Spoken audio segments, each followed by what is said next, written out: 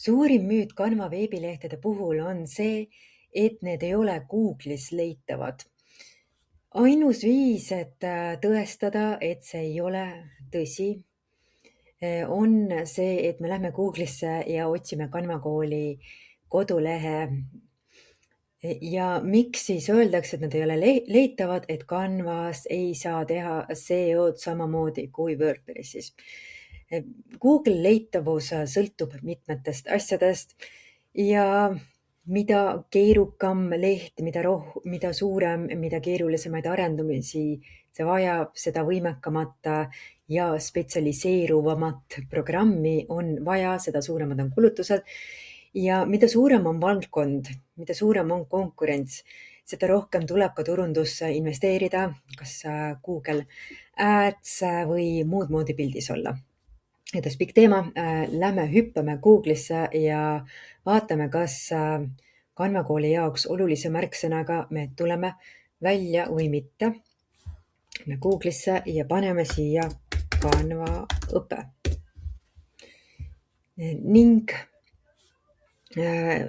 mina igatahes näen seda, et ma regulaarselt kontrollin neid positsioone erinevate märksõnadega erinevates brauserites ja 2 esimest püsivalt 2 aastat on Canvas tehtud veebilehed Canva nišis.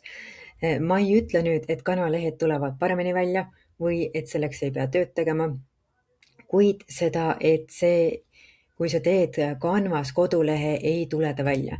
Nüüd otsime lihtsalt Canva kool. Ja tuleme välja, tulevad muud Canva kooli kanalid ka välja, nii et see päris tõsi ei ole. Ning on plussid, on miinused, nii nagu igas programmis. Poole tunni pärast hakkab Canva veebilehtede koolitus ja kui sa oled väga-väga kiire, satud õigel ajal õigesse kohta, siis on see vaid kiire reageerija piletiga 10 eurot. Paljud on juba seda võimalust kasutanud, loodetavasti tulevad need paljud ka kohale ja saavad live-koolituse väärtuse. Aga seniks, kui sul ei ole kodulehte, siis Canva leht on kindlasti lihtsam, kergem ja soodsam kui mitte koduleht.